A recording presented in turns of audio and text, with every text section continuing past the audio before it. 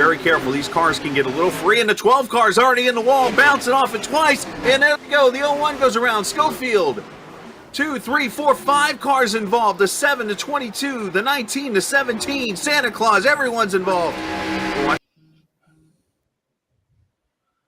All right. Welcome back to another episode of the Hot Dog Stand. Saw a little clip there of lap 1 from our race last week. We'll get into that a little bit in a minute.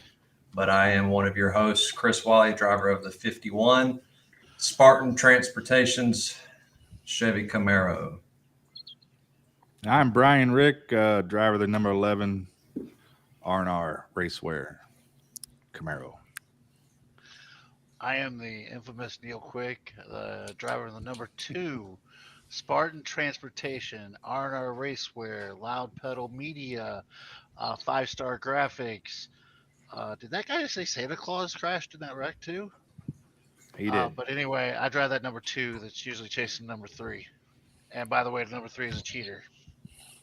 Thank you. Great transition, Neil. And I'm Brian McCann, driver of the number 3 car, the Spartan Transportation. See, I got you all choked up. Yes, you did. I'm flustered. And I'm your producer, Kyle Pendergraft, Loud Pedal Media owner and driver of the 14 Spartan Transportation Chevy Camaro. And we got 2 special guests with us today, 2 league members, 2 very successful drivers that we've had in our league and many other leagues, Brandon Mefford and Chris Mefford. Welcome, fellas. Welcome. Thanks for having us. Absolutely. Just going to dive into y'all a little bit. I've got some stats here. We've been lucky enough to have y'all be a part of this thing for a while now, and both are front runners for us. So Brandon, going back, couldn't go back but to season 3, but season 3, 4, and so far this year, 308 laps led, 15 top 5s, and 22 top 10s. Still looking for that win. I know we've talked about that. It's been there a few times and just escaped you for whatever reason. So going on to Chris, tell you what, man, you've been dominating the win column a little bit here. 12 wins, 696 laps led, 25 top 5s, and 37 top 10s. Damn. Between the 2 of you, that's a bunch. It's a bunch, fellas. A lot of success there. We're not the McCanns. Well, not the McCanns. I guess You're definitely not the Quicks. the lower version. Yeah, but it's good. We have lots of sets of brothers in this deal. I was getting ready to say that. How many do we have? The Quicks. Hell, I had my stepbrother on this deal for the first 2 seasons, and then things got tough. And he went to school, so I'll give him that. Yeah. Too. He's coming back, though, right? Didn't you say he's coming back? A second brother is supposed to hopefully join us in a little while. He actually just got out of the Army himself this week, got home from there. So happy to have him back. Another wall, that's dangerous. That is dangerous because Now we're going to be 4 wide at super speedways. it's going to be a weapon, baby. It's going to be a weapon. Well, he's going to have a train. I mean, that's going to be even. I mean, Chris is going to be high, wide, and handsome, and now he's going to have 2 or 3 guys behind him. So that's going to be a moving missile. Before we get too much further into this, I mean, we have a hot dog stand name for a reason, and these two gentlemen are sitting right here, and I want to hear the story. What made us be the hot dog stand from you guys? It's right in the middle, right there. Where? Right there. Center stage. No. Center stage. So, in my words, me and Kevin just had a heated rivalry. I think it was last year. Just raced each other hard and got into each other quite a bit. And Kevin McCann, right? Yep, Kevin McCann. And we went to Martinsville, and sure enough, you got them famous hot dogs, and here comes one of the names. No, hold on. You got it wrong already. It was New Hampshire. It was New Hampshire. Martinsville was beat. Yeah. Yeah, I was put me on pit road upside down in Martinsville. That was That's the what week I did. after. I think what he's talking about is where it started at. The Yeah, 'cause rivalry. Yeah. Yeah, it was Oh, okay, Martinsville. Okay. Yeah, Me and because I was Brandon up there racing. I was racing both the McCanns, and if you ain't got battle 1, that's bad enough. Then you got battle 2 of them, and I think I just got around Brian, and Kevin followed up, and Kevin just I don't know what he does at New Hampshire or Martinsville. It's just it works so well for them guys, and it's just I'm pretty decent on short tracks, but I think Kevin has that edge on quite a few people. And I So think what- at Martinsville, Kevin was on the bottom side of you, right? And then slid up into you. And we had some lappers we was trying to catch. It wasn't. I think it was like 10 laps to go, and we was just racing for the win. Hard racing. So tell us what happened at New Hampshire. That's where the name the hot dog stand came from. I cannot remember. Somebody I'm not- knows it. Neil. I know it. I know. I want somebody else to tell it though. I Hey, raced too many leagues. pretty to remember. much. Chris couldn't beat the McCann, so he drove off into turn one and never lifted, and sent Kevin to the hot dog stand. There it is. And so Kevin made sure everybody knew about it. Well, I think the fact is, I mean, it's probably There was started in that New coach. Hampshire, but here it comes. That's it. This is it. Look at that. Look at that mustache. You got the sound for that? I sure do. Look, already on the brakes. Oh nope, Oh, it was recorded no. without. I recorded Brakes without didn't sound. work. Brakes Oh, is didn't that what work for happened? like 3 weeks. Yeah, 3 weeks there. Hmm.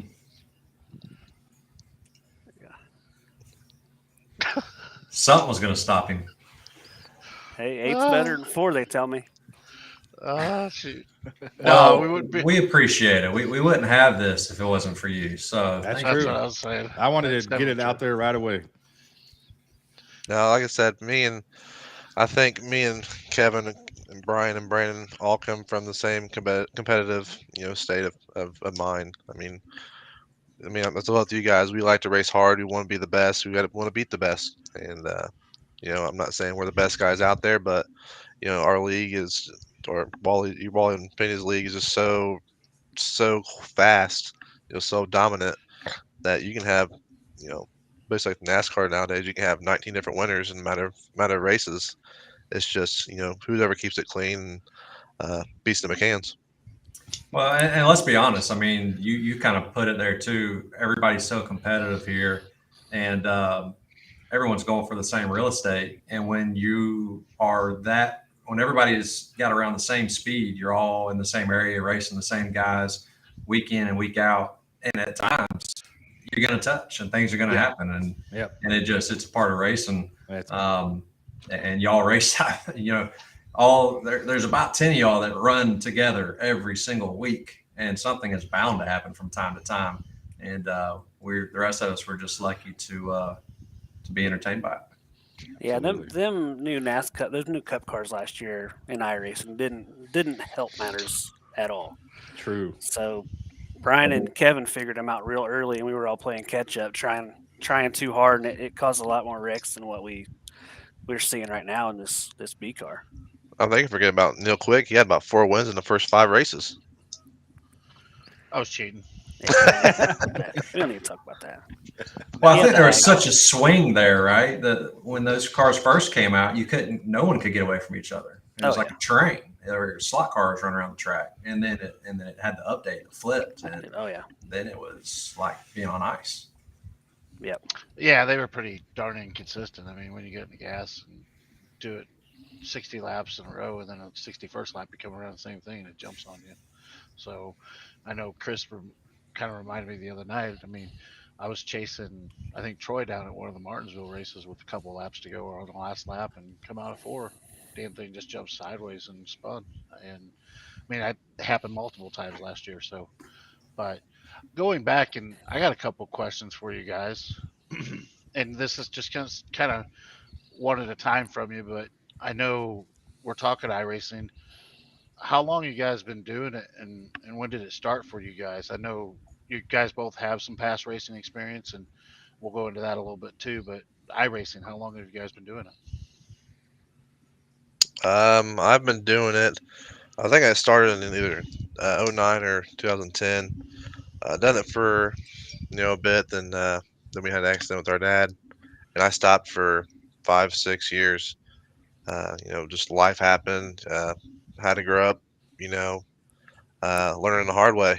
I I had Brandon to look up to as a father figure. I mean, he's like 5 or 6 years older than I am, and just something was pretty hard to do. And then once things started settling down, life started slowing down. I was able to start doing more things outside of work, outside of life, kind of make a iRacing. And I started out with races for a cause. It was that's why we run so many causes. If you guys notice on our trucks, we ran that for multiple years, and it's just all kind of stuck with us. Um, I know some of those charities and stuff don't watch, and that's fine. But you might get somebody in there whenever one of us finishes up there or get interviewed. Um, we might say something about it, and they might come to their attention like, oh, that's a pretty good cause. I might donate, even $20 or something like that, and even without us knowing, that's awesome. Just to even have that kind of mindset Yeah, I agree with to that. think about that. Yeah, and then I don't know. Chris always had that iRacing around. Go visit Dad and go back home. We'd hop on it. Chris's little setup, just on a little desk and all that good stuff. So messed around on it. Didn't know what I was doing. I hate video games, so iRacing obviously not a video game, but um, Chris grew up with all that stuff. I didn't care for it, so I raced for I don't know 10, 11 years. And then, again, life happened. Kids got busy, so race cars took a back seat. And about 3 years ago, Chris like, why don't you get a computer and get on iRacing? I'm like, nah, I'm not going to do that. That's stupid. And he talked me to computer. So this coming winter will be my third winter doing iRacing. So I love it. I probably race too much. I'm running 4 nights a week right now, so it's almost as bad as having a real race car.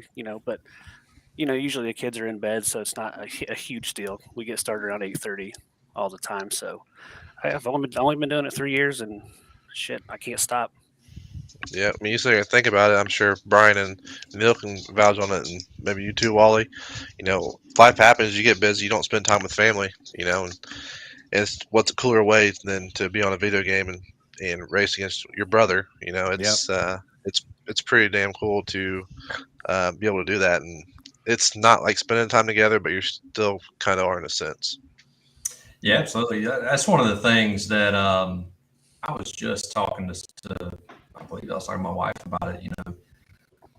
We all come together on Thursday night. I was thinking about while I was in Bristol. So I went to the race over the weekend. I live in Florida, so I'm like, man, I'm a long way from home. But I was thinking, well, Pendergraft is just 4 hours up the road. But that's a long way from where I just came from the house. And was thinking about how we're all scattered, right? We're all over the place. But every Thursday night we come together.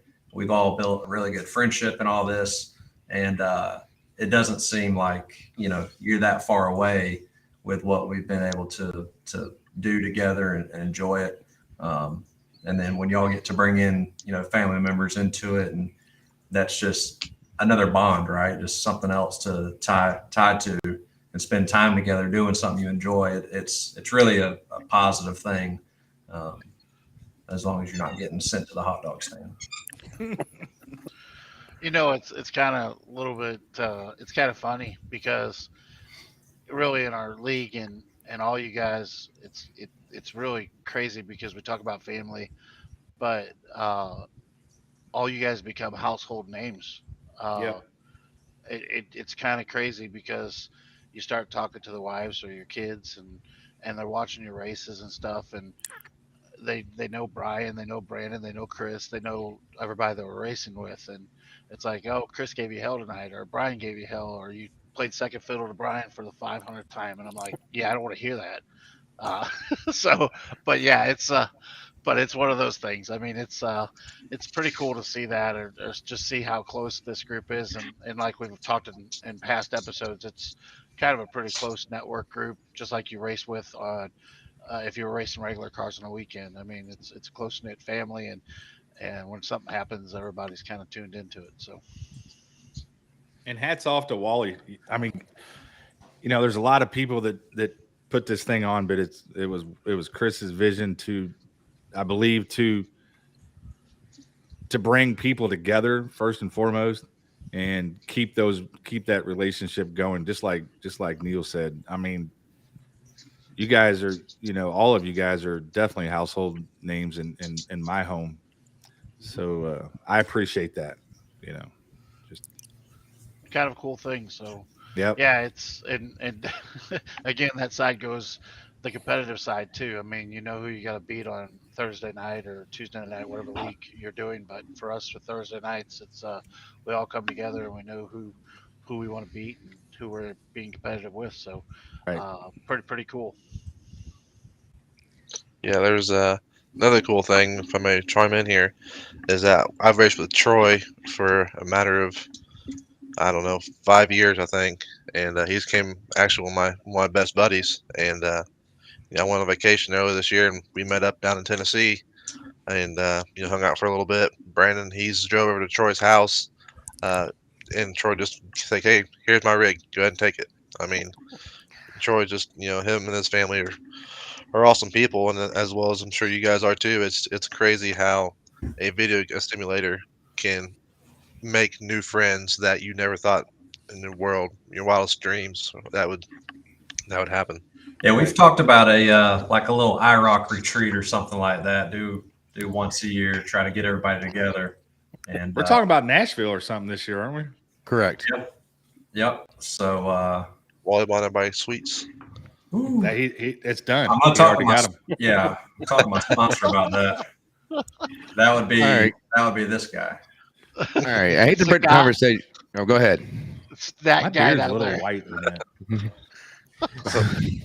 Yeah. So I hate to break the conversation up here, but we got to take a moment to hear from our presenting sponsor, Spartan Transportation.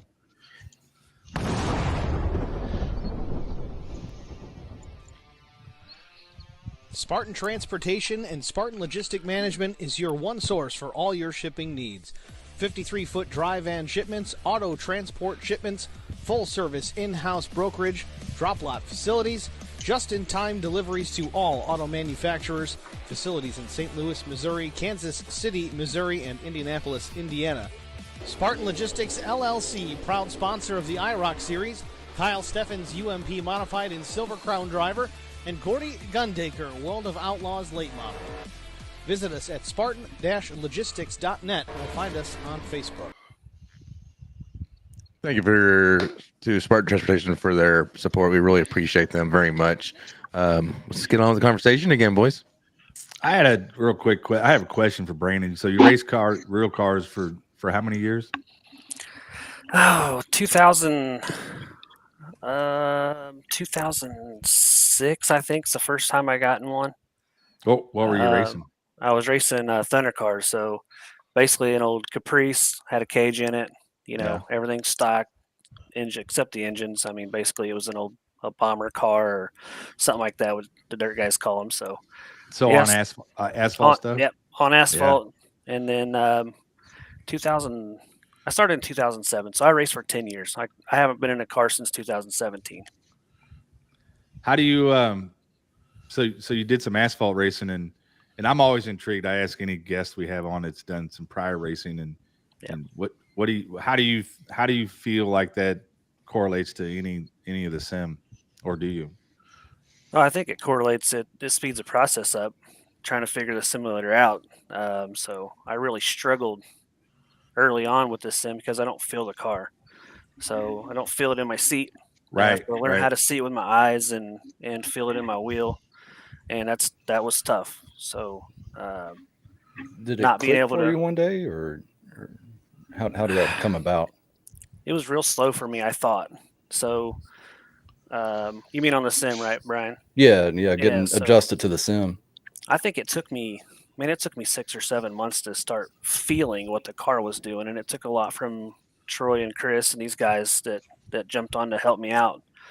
But I thought it took forever. And then honestly, I don't know, about a year ago, I think it was, I got triple monitors, and having that peripheral changed the game for me. So I could feel the car and see where I was, and it really helped me out. And that's when things started clicking for me, I think. I was getting better, but I felt like I started competing, about a year and a half ago when I got the triple monitors and could just see around me. More of Was a there feel. one thing in particular that tripped for you? Because I mean, I'm a dirt racer from way back, and I'm not very good at these asphalt stuff. What was it that, because you don't feel these cars, you know what I mean? So you're driving off a sight.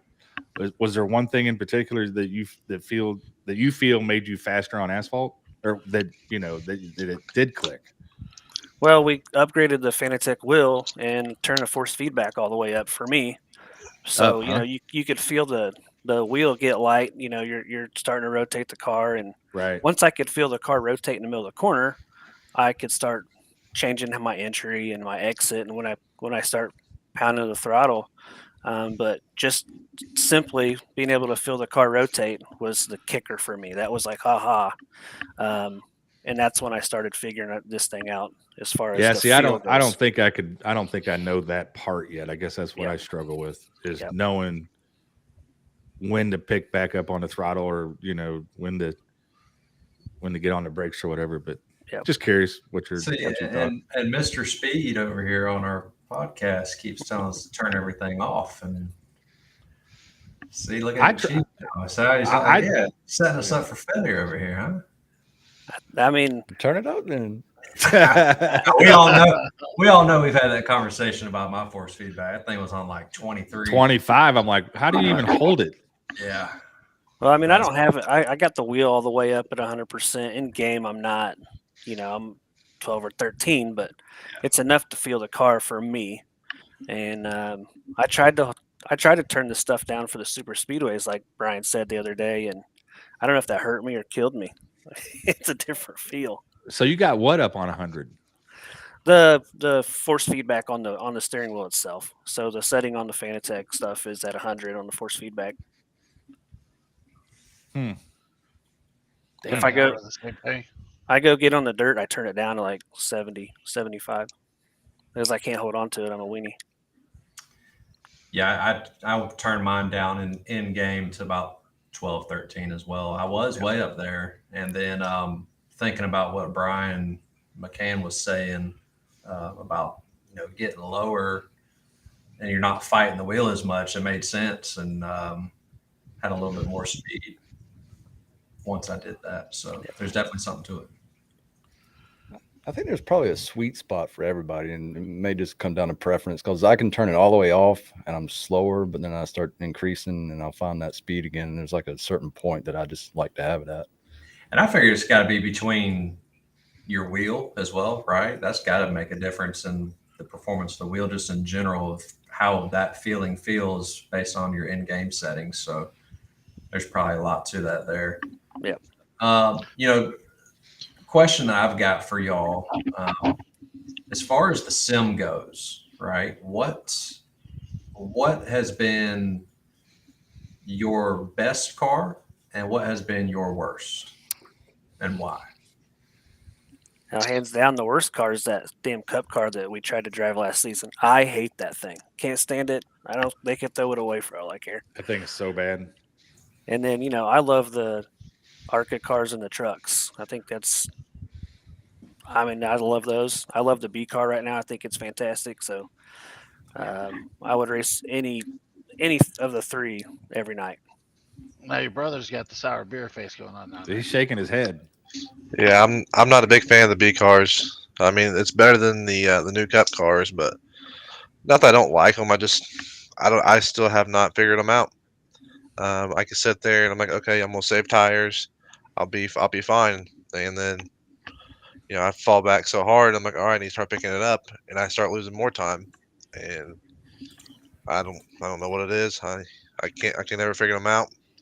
I mean, short track's a different little story because you're gonna burn them up no matter what. But I'm kind of with Brandon. I like the ARCA cars and the trucks. Trucks are probably my favorite.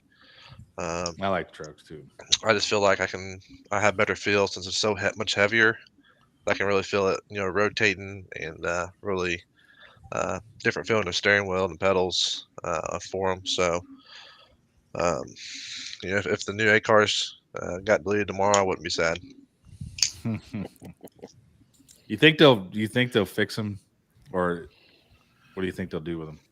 See, I found it weird because I thought, no, I could be wrong. I thought when those cars now have bigger brakes, bigger and better brakes, but whenever we ran Martinsville, it's just like you had to brake stupid early to get the car slowed down, and it was totally different than anything I ever drove at Martinsville. So, it unless I'm deceiving on it, I hope they get rid of it, to be honest. But I know some people like them. Yeah. I mean, my thoughts on the next gen car is just that you took say IMSA V8 touring car, a road car platform to try to turn it into an oval car is my feel to it. I think the way the car is designed to be the same to go right and left and to run it on ovals, you're going to have some problems. I think that the cars like the trucks, the B cars, and the A cars that's been around for so long, using a Ford 9-inch rear end with a track bar and all that going on, I think those cars are generally designed to be on oval tracks. I think that's what they were made for, and they progressed through so many years, and all the research and tech that they've got on there, basically, that's what they're designed for. I mean, it's tough to beat. I mean, my favorite vehicle to drive is an '87 Cup car, just not as many guys racing on them. Beat said the next would be the truck. Uh, Pretty comfortable with the truck, and I like racing you guys with it. But the B car for me is kind of tight. Trying to figure it out, try to get better with it. I Same thing, trying to conserve the right front tire, just like you guys say. I mean, we're usually in the same spot and same vicinity on the racetrack. So, uh, and then the next gen car, I drive it, but I mean, if there's 3 races going on at the same time, and I have a shot to be in a B or a truck, I'm going to choose that anytime over the next gen car right now. Totally. Yeah, so we got a few of us back here trying not to laugh, myself included. We got this little chat just for those that don't know. Kyle's got a guest back there behind him. And so He's getting mugged or setting No, up. that's my stepson. we're all Hey, picking boy. at You're live on TV. Yeah. No, I'm not getting mugged, I promise. We're trying to all warn He's him. being Hey, respectful. getting That's robbed. pretty good. Something's happening over here. He tiptoed in. Like, hey. Oh, look at this right over here. The cat's trying to come up my chair. Oh, yeah. Cats and chairs. That's always This is the place to be, apparently, at Yeah, man. 10 o'clock at night. Cameras on. Why not? Yeah. Oh, that's That's too funny. Yeah, you know, one of the visions I had with iRock, you know, season 1. So I've always been a fan, and I'm sure all of us were, of watching the old iRock series. Like, to me, growing up watching that was just the best races with some of the best drivers. They're always fun to watch. They were close, and so I wanted to bring that back a little bit. And season 1, we went and had 5 cars that we ran throughout the season, and each week it was a different car, and then it would just, you know, once you drop off with the 5th car, it'd start back over. And getting to a single car, and now we have the rotation between the ARCA truck, maybe Cup, if they get an update, that might come back. I don't know. But the ARCA truck and the speed car, Like, hell no. has been really good. And so to hear everybody's perspective on their feel for each vehicle and why, I think that the racing itself, I mean, we all have an individual preference, but the racing itself, between the vehicles that we're using and seeing the progression of the guys in the league, you know, it's just, we all joke and talk about chasing a McCann or chasing Neil or chasing a Mefford, and there's some truth to that. But if you look across the board, I mean, hell, let's look at the stats for this season alone. So the standings right now, I mean, you've got guys in the mix that weren't there a year ago. Hunter Clark sitting in a good spot, you know, for playoff position at the moment. that's a guy when he first started, you know, he would tell you himself, like he was just getting going, just getting learning. But all of us have been that family that we've talked about, come together and helping each other out, being respectful on the track, that it's really turned this thing into a good deal, I think. And then you go back and look at how all of y'all have been tug of warring for running up front in this league, and you take your talents into other leagues, and y'all are freaking showing out, man. I mean, I'm posting up every Wednesday as somebody winning or somebody on a pole or something. You know, I know that big joke about posting up, you know, the SCAR League, and they got a great thing going on over there. We had some of their drivers, some of their top drivers over here for a little while. We were happy to have them. And then, you know, we got Neil, we got Chris and Brandon going in and kind of stinking up the show with the IROC League deal. And IROC guys up top. So it's been fun to watch, just to see the success that y'all have had outside of this league, and knowing how much that this league itself has probably contributed to that. Yeah, one thing I can say, if I haven't had a positive for the A cars, the next gen cars, is that since everything was so close, it allowed other drivers to get up there and race with drivers, you know, they're not used to. You know, like, you know, you can follow, you know, Brian around, figure out what Brian's doing. You might not be as good as Brian, but you see where he's turning in at, and you can keep using it. And, you know, it translates over to different cars. I mean, obviously there's different, you know, power, weight, all the other stuff. But it transfers over. And then, you know, like you said, with Clark's and everybody else is stepping up this year, you know, they could have been transferring that stuff from, you know, back in the next gen cars. You know, they're like, all right, I raced around, you know, so and so. You know, I know how they're going to race. You know, they're going to race me clean, they race me hard, race me dirty, whatever they want to do. But you've raced around them instead of kind of being, you know, how's he going to race or something like that. And I think another good thing is some of the sim stuff has also went down in price too. You know, getting a lot better equipment. Like you said earlier, you know, equipment has, I feel like, made people better, a lot more equal, and a lot more consistent. So I think with prices of everything dropping, then the experience of the A car to get knowledge of other drivers is, I guess, a positive. There has to be one for them. Yeah. I'm going to let you all in on a secret real quick. Brian, move over to the right a little bit. You see that controller down there? That's what he's been kicking everybody's ass on. A controller. Right? So Chris, you just debunked Chris's whole statement. Equipment don't mean shit. That's No, good hardware. We had this There's conversation that last damn night. It's controller crazy. again. I forgot to It's- pick that up and move it. Oh, that's funny. That's funny. Oh, that's classic. Oh, you ought to No, get a I drag mean- racing league going, Chris. That was you missed out last night. I didn't fun. even realize y'all were doing that. I saw the videos, but man, I was dead. There's no way. I drove from pretty much Jacksonville, Florida to Bristol, Tennessee Saturday, and drove back Sunday. Nice. I wasn't. I did plenty of drag race on 995, I promise.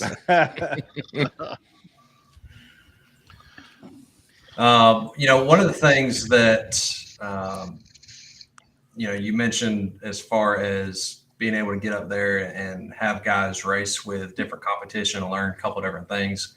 We've talked about him a couple of times on this show as well, as Neil's brother Cook. You know, last season, so let's go back to season 3. Season 3 felt like he was learning a little bit, maybe struggling with the competition. Season 4, he came out guns a-blazing and was running awesome.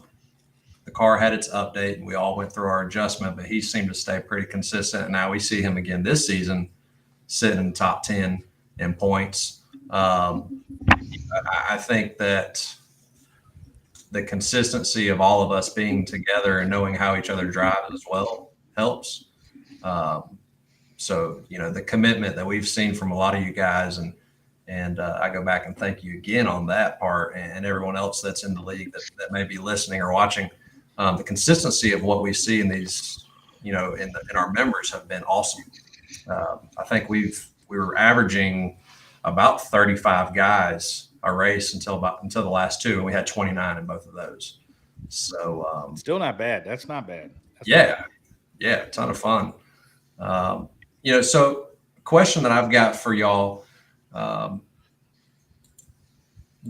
you mentioned your dad. Did he do some racing in the past? Is that kind of how you got involved? What are the origins of y'all's racing? Your real racing. Yeah, so my dad started racing in 1985. Okay. So he started running mini stocks around Muncie Speedway, Anderson Speedway, Mount Lawn Speedway, just our local tracks up here in central Indiana. So he done that mini stocks until around 1997. He had a knack for winning big races, 50 lappers, 100 lappers. I wish I had the stat, but he's probably won more May 5.0s than anybody at Mount Lawn Speedway history. And but in '97, they decided they were going to go modified racing. So they sold out. Dad and then went modified racing. And Dad hated it. He didn't like the power to weight ratio.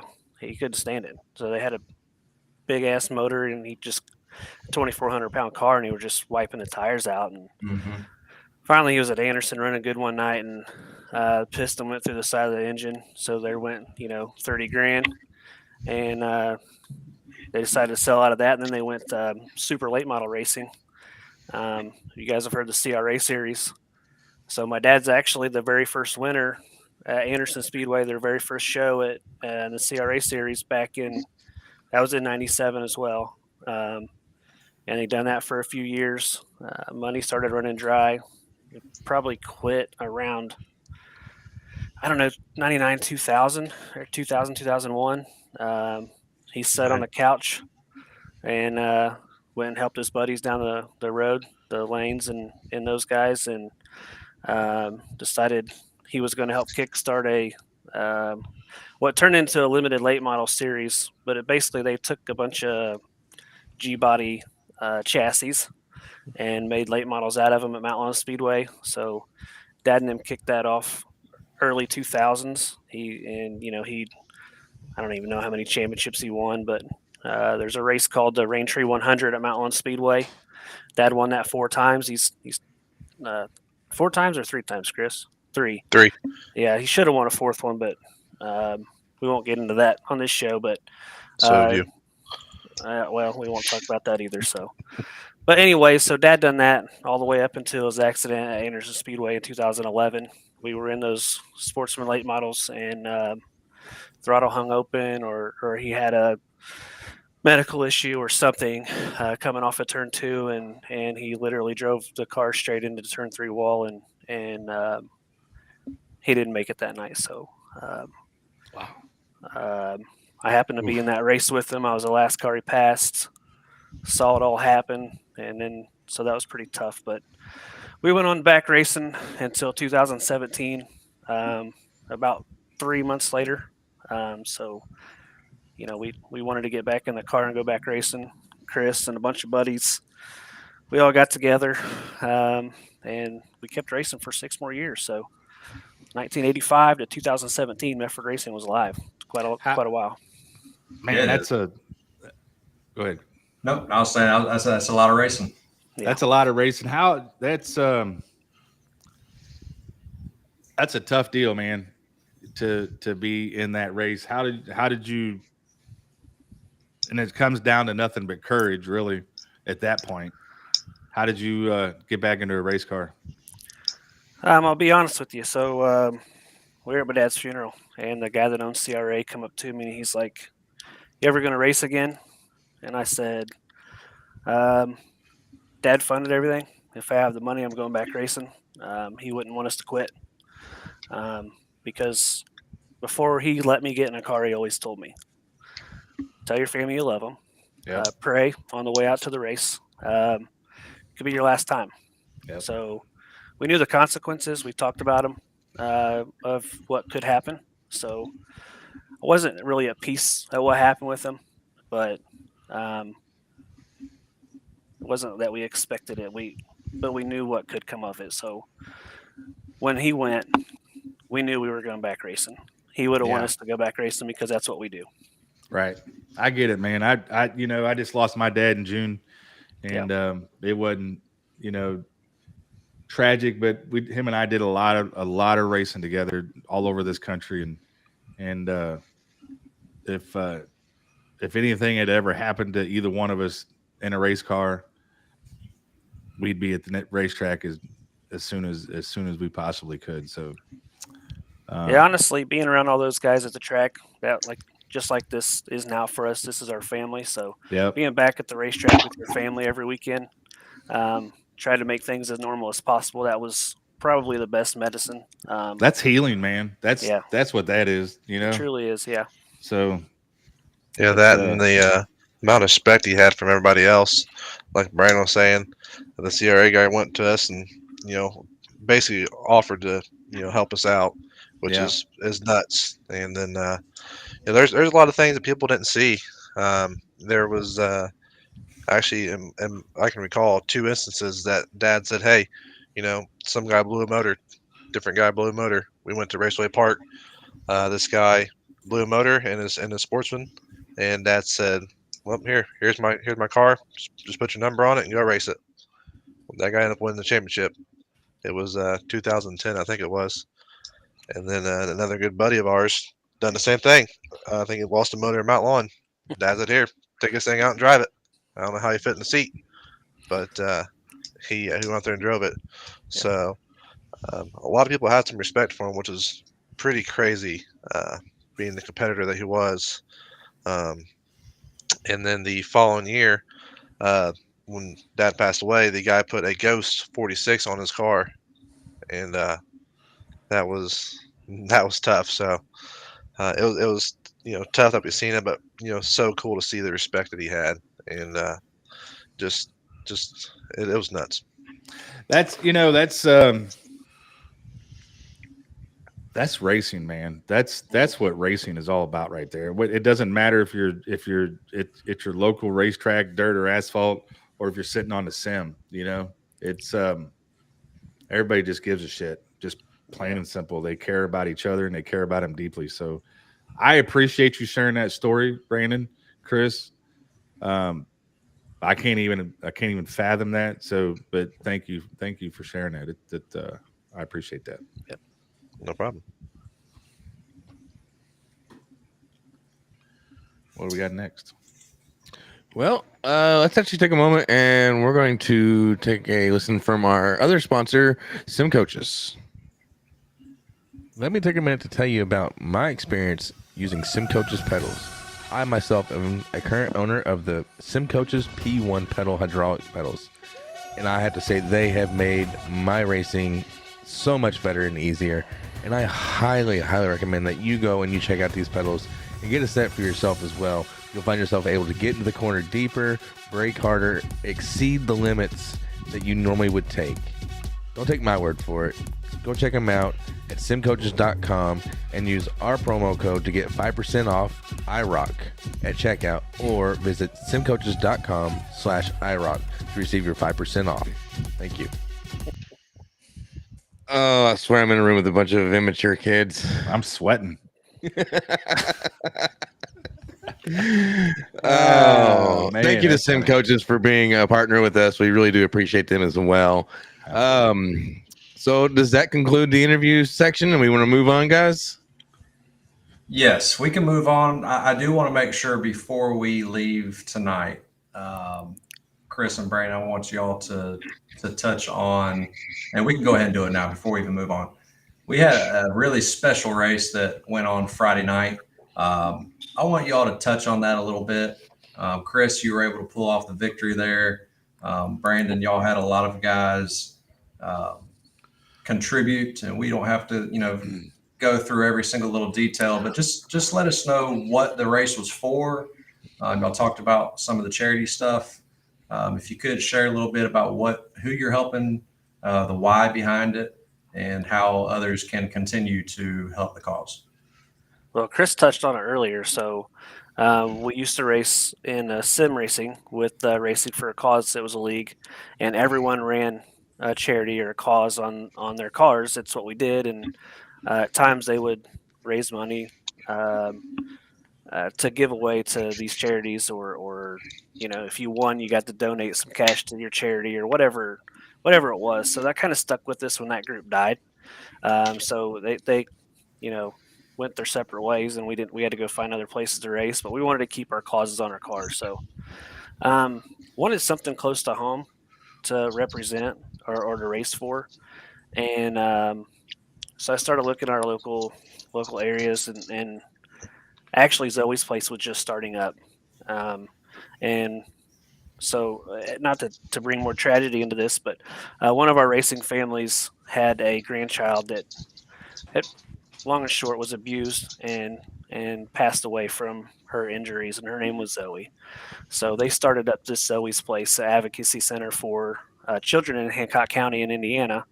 And so I'm like, I'm racing for Zoe's Place. That's close to my heart, close to home, and that's what we're gonna do. And so last year, Doug Wysocki, who races for Ellie's Place, um, he lost his daughter due to liver cancer, and his grandchildren were going to Ellie's Place for treatment, basically.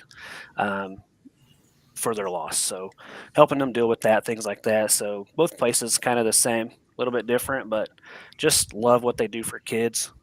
Most of us have kids and would want that place for our children to go to if anything were to happen to us. So we decided hey, let's try to raise some money and donate to these nonprofits. It's just a sim racing. If we get a couple $100, that's cool.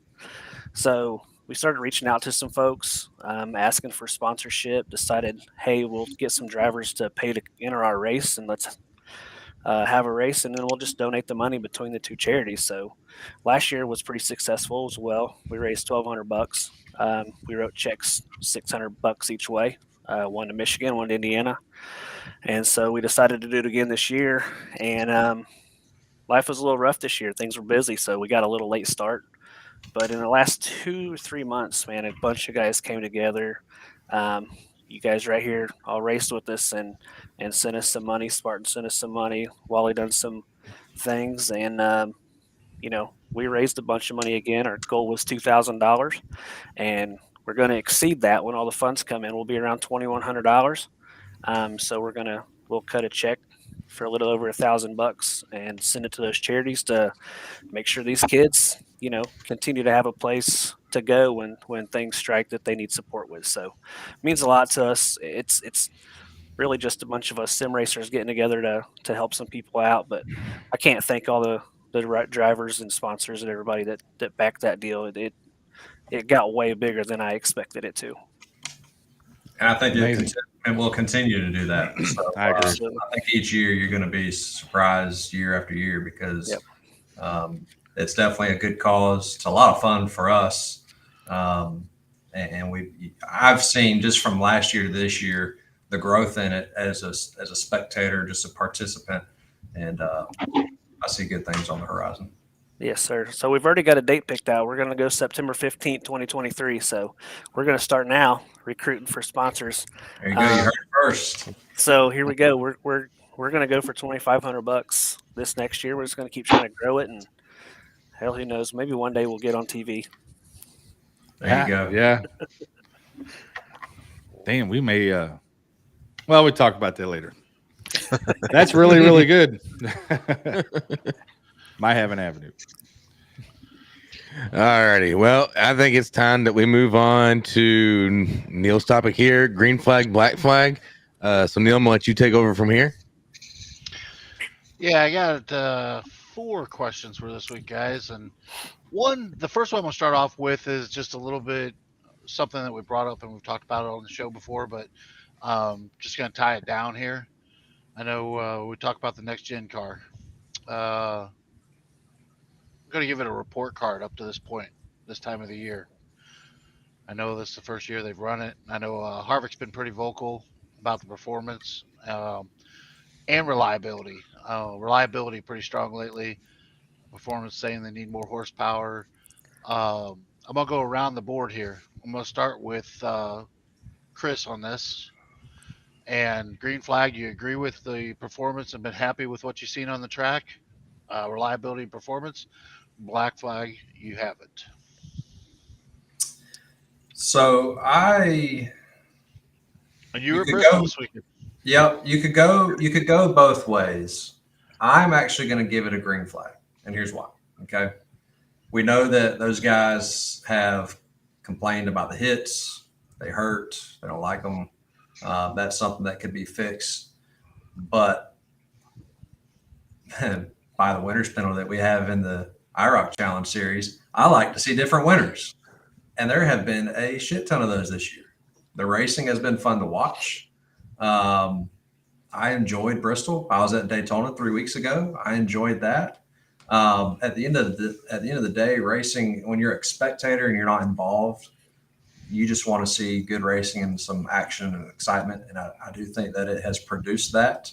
Are there some things that can change? Yes, but I'm going green flag. Okay. Going around the board, we'll just go counterclockwise. Brian next. Brian Rick. I like the competition. Let's see. I like the competition that it's made. You know, I like Chris. I like seeing the different winners. I like seeing the different talent up front. So I'm for that. I don't know, man. There's a lot of things I don't like about it. Is that part of the question? Yeah. I mean, it's, again, some of the points that Chris brought up. I mean, the drivers are complaining about the hits that they're taking in the cars. I mean, the performance reliability slash issues. I mean, I don't know how many guys had steering problems this last week. And so here's my thing. I don't think that you should be able to. I don't like that they took a lot of the fabrication away from the teams. I think that you need to be able to build and tweak your race car, and if you can find a gap to get better in that somebody else doesn't maybe not find, then that's racing. You know what I mean? It's I don't think you should go to like Kyle Busch said, go to Walmart, or Kurt Busch, or one of them said it, go to Walmart and buy your car and put it on a racetrack. So for that, I'm black flag. For the competition, I'm green flag. So okay, that's fair pick enough. one. I mean, Yeah. and maybe the Caution question flag. yeah, Flavor flag. yellow flag in the middle. Right. No, I mean, maybe the question should have been from a fan standpoint and a driver standpoint. But again, I do agree with the points that you're being made there. So Yeah. I'm going to let Kyle have his input here, and we'll see what he says. So I've got the same thoughts as Wally does, as far as, here we've seen, 19 different drivers now win, and we're 3 races into the playoff, and we've not seen one playoff driver win yet. So, Right. I mean, the variety that it's added on the track as far as winners go, you're seeing different drivers that you normally see in the back running up front. Now, the Daytona, the 400-mile race was a little bit of a different story when you see Cody Ware up there. That's all circumstantial. But, you're seeing drivers that you don't see up front, at least getting a glimpse of the front for a little bit. So like LaJoy at Atlanta. So, you just don't really see that much. So I'm going to give it a wrong flag here, a green flag, and say that I'm all for it. Now that, like Harvick has complained, the changes need to be made that they seem to have made. I don't know if any of y'all had seen that, where they had changed out a panel and put different material in and whatnot. So we'll see if that helps with the won't so much cut down the fires, but it'll at least cut down the flames getting in. And they made a change to the front that's going to basically keep the rubber from coming into the intake inlet there in the front bumper, and hopefully block it from rumbling back to the exhaust. So Yeah, I'm green flag. Okay. Brian McCann. Yeah, I think I share the same opinions with everybody else here. As far as the performance and the reliability issues, I would like to talk about that. So I hate watching it and seeing somebody's tire go out or steering, all the other issues. And I would have to imagine being a driver, that sucks too. So as far as that goes, black flag for that. But it's a new car, fix it. Sure, go on. The competition wise, I like the competition like everybody else has been saying here. I think it's. I mean, there's always something on the track going on, right? Oh, And yeah. so I mean, It's it's, good racing. exciting to watch. So, for that part, I'm green flag. Yep. I mean, and I'm listening to you guys, and you guys all have about the same feeling on this. But did you not watch the same race that I did this weekend? Because I'm going to tell you, Harvick had the issues that he had. They kind of knocked him out of the playoffs. But I mean, he had a top 2, 3 car he was running up there, and he's got fresh tires. They restart, they take off, and the guy doesn't move. He doesn't go anywhere. I mean, so is it a competition deal, or is the fact? I mean, I don't know.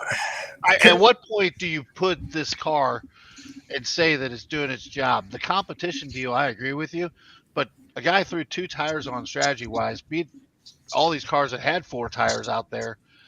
I guess I see that a little bit, but the fact of it is, you talk to any of these drivers, top 10 drivers, everyone says they're locked down, they can't pass each other.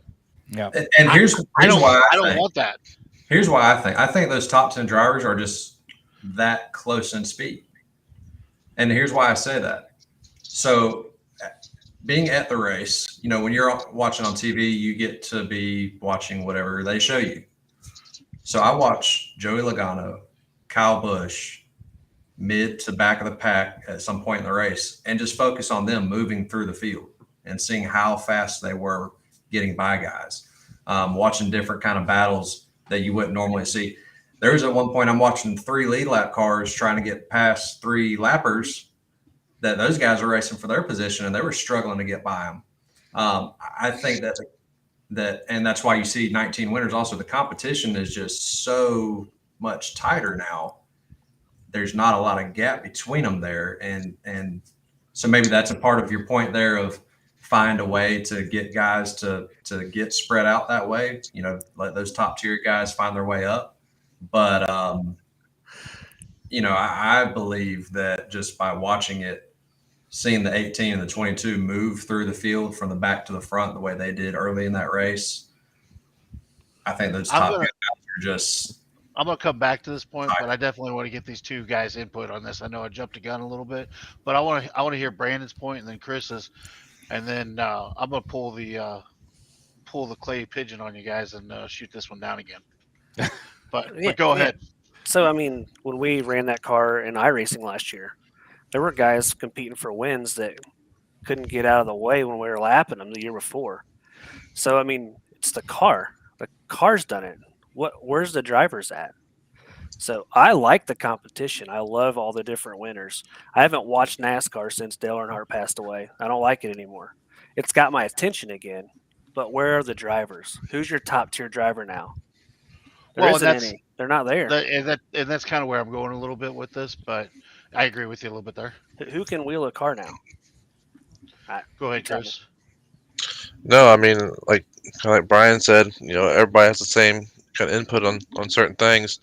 The racing has been phenomenal. I mean, am I a fan of everybody using the draft all around the track to make laps? Not really, but all these different winners. When it comes down to the end of the day, the last couple laps, them guys are fighting like hell to win, which is awesome because you see them slide and everything else. But the durability on them is just horrible. I think they brought them out too soon. It's I don't know. It's not to my liking, but the racing has been, and that's not even through the iRacing part. It's just durability. You can barely hit the wall, and your right front's just gonna break off. It's just like you're racing, Matchbox cars against. Did this car end Kurt Busch's career? Yep. It could possibly. That's a whole other topic there. Yeah, we'll throw that back out there. Part of that durability, right? Yep. But again, what you guys are saying, and I'm hearing you, and I would consider you guys green flagging it or black flagging it, Brandon. I'm in the middle. I would say green flag just to the competition side and all the different winners, but I could throw a black flag on top of it too. Chris. Yeah, I'm gonna agree with McCann on this one. Black flag for the on the driver's standpoint for the durability and all that. But as a fan, green flag. It's been fun to watch at times. Real entertaining. All right. I'm gonna go and just kind of blow this out of the water. Okay. I'm gonna give it a black flag from all parts of it. And the reason is I love the car and I love the looks of it. Let's stop there. I'm tired of hearing about toe links. I'm tired of hearing about rack and pinion steering. I'm tired of hearing about catching fire. I'm tired of the idea of these guys getting hurt with the car. Let's start that away. And second of all, we all grew up with heroes like Dale Earnhardt Sr. on a bi-ply tire and Yep. driving a car sideways that was overpowered. And I miss that. I'm tired of watching guys carry momentum off the corners, and it's just one of those things that I'm watching this, and it's a momentum race type situation, and I'm not in for it, guys. I mean, these aren't drivers. Uh, you got 16, 18 different winners because guess what? We're going to throw Wally in a car next week, and hopefully he's got the strategy, and he's going to be the 20th different winner. And and I seen that a lot this weekend. I mean, at Bristol, I love Bristol. And Chris even talked about it. It's a high low, and you see some movement there. But the fact of it wasn't there at the end of the race. I mean, I didn't see racing. Did somebody tell me if I'm looking at the same thing? Because I watched the last 100 laps of the race easily. I didn't see anything too impressive and exciting. I mean, I didn't feel it, and I would have been. I think I seen more excitement between Brandon Jones and Noah Gregson in the Xfinity race the night before and the truck race. I mean, I think it's missing something. Uh, I say give them horsepower back and change up the tires or the wheel setup or something on this thing and let these guys go back to truly racing and where the true drivers come to the front. I'll go really out on a limb and Senior's going to roll over the grave this way. In the car that they got right now, Dale Senior isn't the driver that what he is, and he does not 10-4. I materialize. agree. It does not happen. You don't have Rusty Wallace and Dale Senior and Mark Martin and Bill Elliott type drivers, and Jeff Gordon and these guys. And it started to happen. You got to see the development and the materialization of Kyle Larson last year, and it's been shut down this year. Yep. They're all the same. I mean, I'm not trying to say it's a bad thing for the sport. I think they got a lot of work on it. And granted, the car is new this year. They got a long way to go on it. So black flag from my point. Let's move it to the next question. We might be here all night the way this is going. But I got a couple simple ones that should be pretty easy for you guys. Question number 2: North Wilkesboro is coming back. I think we talked a little bit about this last week of them getting the All Star race. They now have a truck race coming back to complement that week. With that happening, green flag or black flag? Does Rockingham gets a chance to come back? Chris Wally. Based on some information that I heard, just listening to another fellow podcast there with the Dale Jr. Download, I'm going to go green flag. I know they've got some funds coming, or either already have them, and that the facilities can be multi-purpose. So I think it's coming back. Am I next? Yep. No, Yep, I think they're NASCAR is headed in the right direction, going to bring back some nostalgia, and I am green flag. Kyle. What was the question? I had to step out for a second. Were you on animal control there or what? Yeah, exactly. Okay. North Wilkesboro is coming back. They're having the All Star race and the truck race there next season. We've seen the revitalization of North Wilkesboro due to everything that's going on. Rockingham, does it come back or not? Green flag or black flag? I'm gonna go green flag. I mean, it's just one of those, nostalgic tracks from the past that, granted, drivers hate the track. They hate the cheese grater they drive on, but it's just got that nostalgia to it. You got to bring it back. Okay. Brian. Green flag. I'm not in the know on the rumors or anything like that, but just from my experience with the track on these simulators, I love it. I love driving it, and I would love to see it come back in real life. Hey, BMF, what you got? I'm going green flag too. So NASCAR's they got to start listening to the fans, right? We want to see these cars being beat up and these drivers driving and overcoming that adversity rather than these cars falling apart. CMF. Super green flag. I mean, I went to the truck race this year, and that place sold out I mean, it's back to this grassroots. Yeah. Grassroots racing is where it's going to be at. North Wilkesboro is going to sell out faster than you know. So I'm definitely a green flag all for it. Yeah, absolutely. I don't know how we can't be. I'm gonna go green flag too for Rockingham.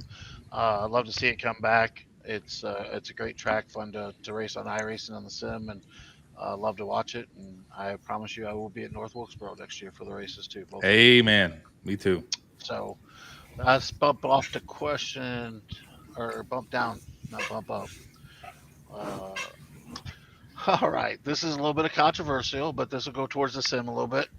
I know me and Chris, we were pretty fired up the other day about this one, but iRacing for season 4 did a bunch of updates, dropped a couple new cars, tracks out there. I know they had electric cars, stuff like that, and this one pertains to the idea of the ARCA car. How many guys were disappointed being a black flag or green flag, happy with the updates to the ARCA car this week? And can't even wait for the there you go.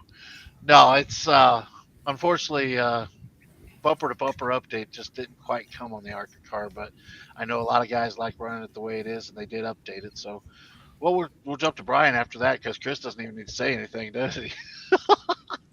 You got any opinions, Chris?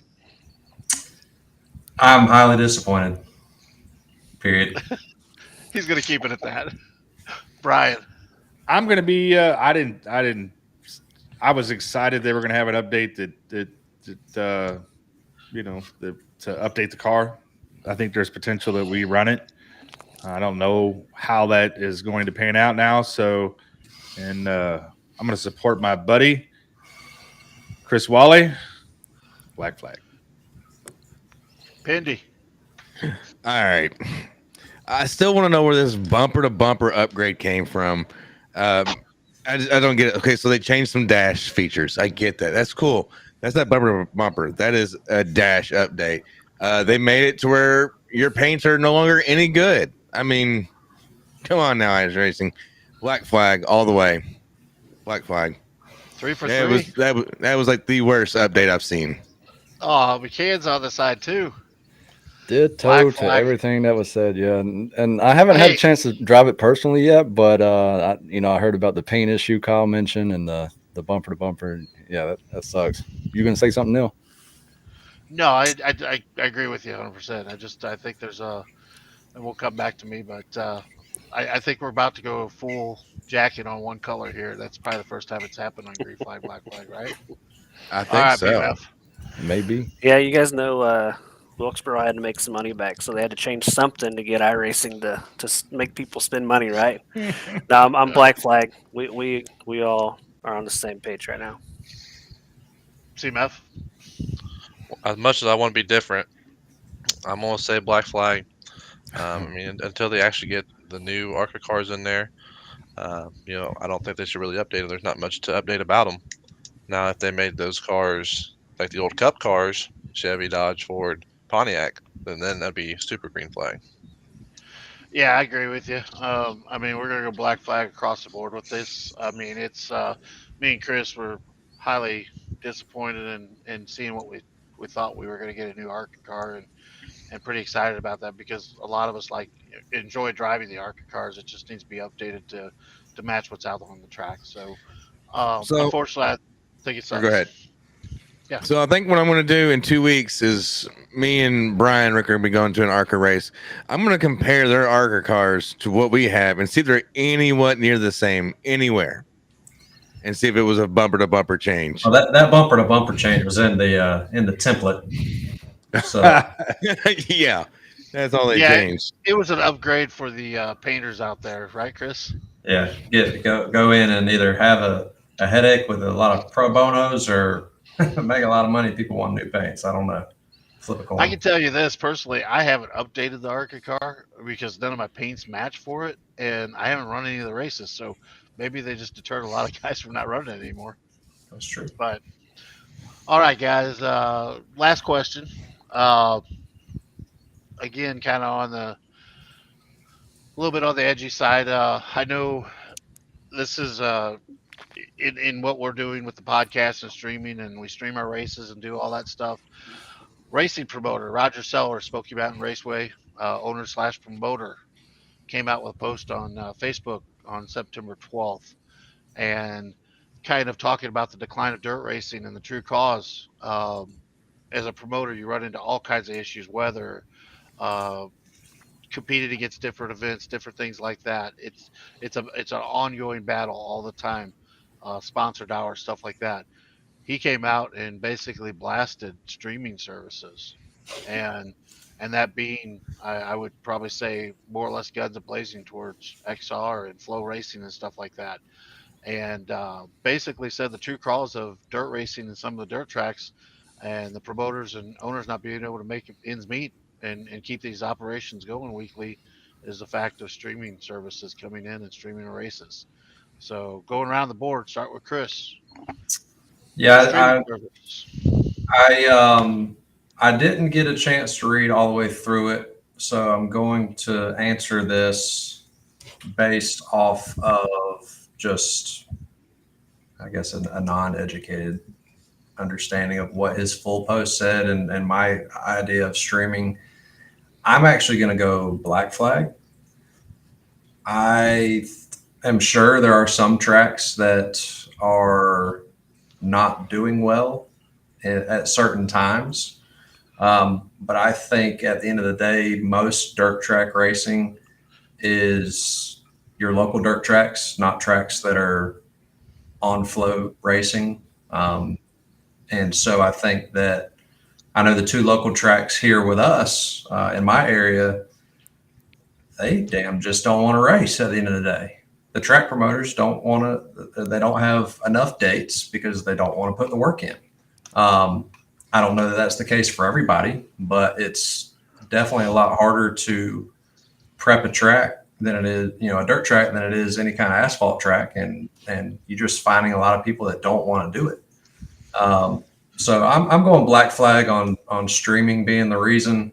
I think there's too many other factors going on in the world right now that are keeping people either from racing or from going to the races, and I don't think a stream is it. Okay, Brian. Yep, I'm Black Flag. I didn't read it, and I don't feel it. I didn't read the article, so my take is this: that dirt track racing to me is bigger than it's been in a long time. I don't think that, and I think that streaming has helped that. I think that if you look at, I could name a dozen races, Chili Bowl, but you could Knoxville. There's tons of races that are dirt in December at the Dome here in St. Louis. All sellout crowds with streaming. Our local, kind of local dirt tracks, Jacksonville Speedway in Illinois, on Dirt Vision weekly, packed house every Friday night. Man, I can go on and on. So without reading the article, that guy's nutty and wrong. And you would basically put this more on the promoter and the facility necessarily. 100%, absolutely. Okay. Yep, 100%. If like I said, if anything, streaming has helped attendances. So if you're not drawing in fans, it's something because some other reason. It's not streaming. So Okay. Black Flag. Pindy. All right, so I'm gonna go ahead and go Black Flag. I'm gonna say it right now, Black Flag. How many of you all have like Netflix or Hulu? Has it deterred you from going to the movies to see a hot new movie that comes out? Nope. It's because it's promoted correctly that makes you want to go see it. So yes, it's all in the promoter. The promoter is to blame. I would say what I read and see, the promoter is to blame. Now, what goes on the inside of that facility, I don't know. But yes, blaming it on streaming services to put the blame somewhere else, I think is just completely wrong. So, big old Black Flag. Brian McCann. Black Flag. I got more questions than opinions on that. Just like everybody else is saying, how would exposure hurt you? I just don't understand how that mechanic could be thought of. Good point. I mean, you can get that streaming service out. Somebody that maybe didn't know that track was there, they see it on their TV and like, wait a minute, I like that. I'll go there. Or I don't know, just watch it, and they're getting ads and revenue off of it. Somebody 8 states away, Right. but Well, his complaint in the article more or less states that these smaller racetracks that have the stream services coming in are not generating enough revenue. When you have somebody sitting at home watching his races going on at his facility, that's a pit pass walking through the door or a general admission ticket for $25 to $45. He's not getting that back through the streaming yeah, service. And the thing about it is, uh, promoters like himself, and he goes, we battle weather all the time. If it's too hot, they sit at home, they watch Netflix. They've got a lot of other entertainment options, or they turn my race on and watch it. It's a whole lot easier for them to sit there with their buddies, drink beer, tailgate, sit in their man cave, and watch the races in that type of environment. It's not going to get any better than that for them. They have the amenities that they want to watch those races there, and it keeps him from getting that valued ticket that supports his racetrack. He says there's nowhere in the streaming services, no matter what anybody tells you, that the streaming services cannot generate that revenue of that he's losing through the front gate or the back gate. And it is a valid point, and I do definitely hear what you guys are saying, because I believe my same point is, I see places like Eldora, Knoxville, Chili Bowl. I work during the week. Everybody else does. Whenever the Chili Bowl's going on, I can only watch the stream races during the week because I can't be down there every night, and it still looks like it's sold out. And this is a place that sells out 5 nights in a row, 6 nights a row. I mean, there are big races that I do agree are selling out, but this is a smaller track promoter, maybe not in the same vicinity and maybe not getting the drivers that he needs or promoting the races big enough. Maybe that's the case. There might be a little both ways, but I definitely see some valid points on it. I want to add something on that real quick. So Jacksonville Speedway, I mentioned it before I give my black flag. Hell of a promoter. The guy's a massive promoter. Mhm. He's a country boy, but he's smart enough. He got on, signed up with Dirt Vision. I'm sure Kenny's getting a little bit of cut off something. There's no way. I know Kenny. He's not doing. I mean, great guy, super, like Neil said, great promoter, but he's going to make something off that.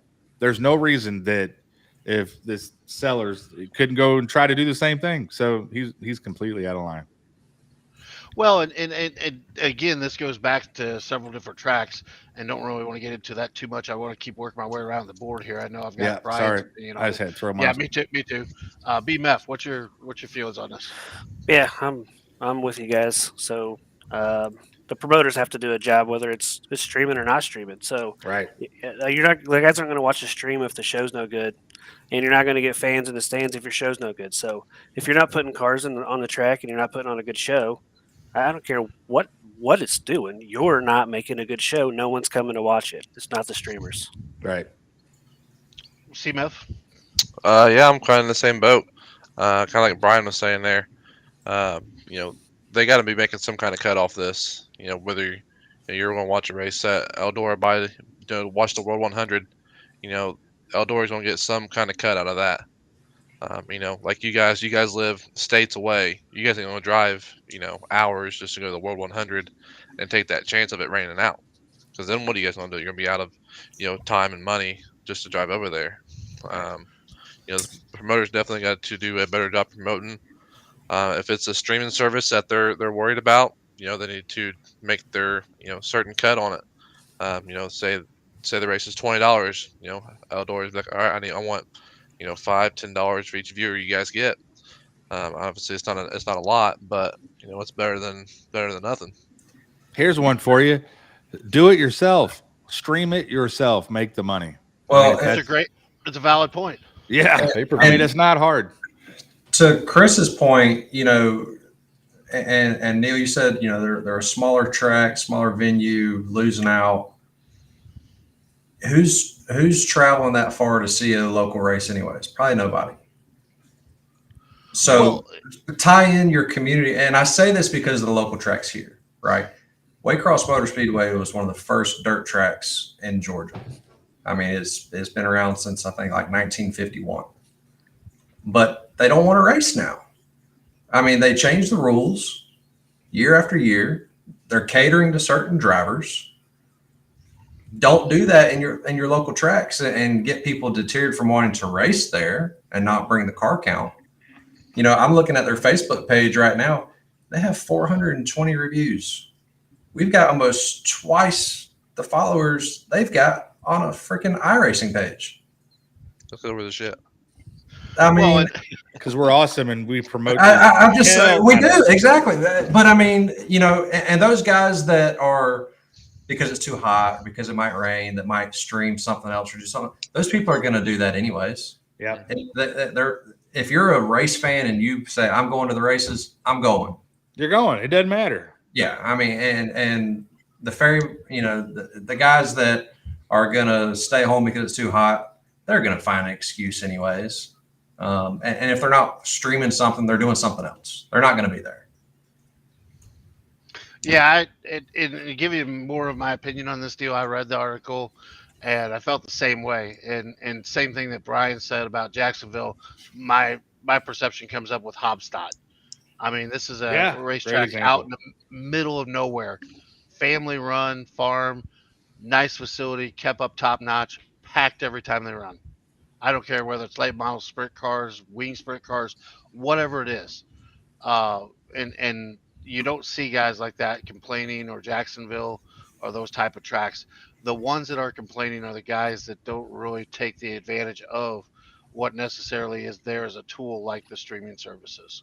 And I've read this article 2 or 3 times, and I tried to see his views on it, and I understand the battle of trying to deal with weather and people saying that it's too hot. If they're not a true race fan, if you're not putting on a good enough show, like Brandon said too, you draw people in and continue to have them being there. Um, some valid points made on his end of this deal, but in general, it basically looks back and just like you said, look at his Facebook page and look at what else he's doing out there. I think he's missing the point on his side. So I'm gonna go black flag on it also. So that kind of rounds it out. Yeah, it kind of rounds it out for me for the green flag, black flag questions for this week, guys. Thanks for participating. You betcha. Good job, Neil. Appreciate that. That was actually a really good one there. So we're gonna take a moment. We're gonna listen to a sponsor of ours, R&R Racewear. We'll be right back. R&R Racewear, your source to all custom racewear apparel needs, and home to iRacing apparel. Check it out today at rnrracewear.com.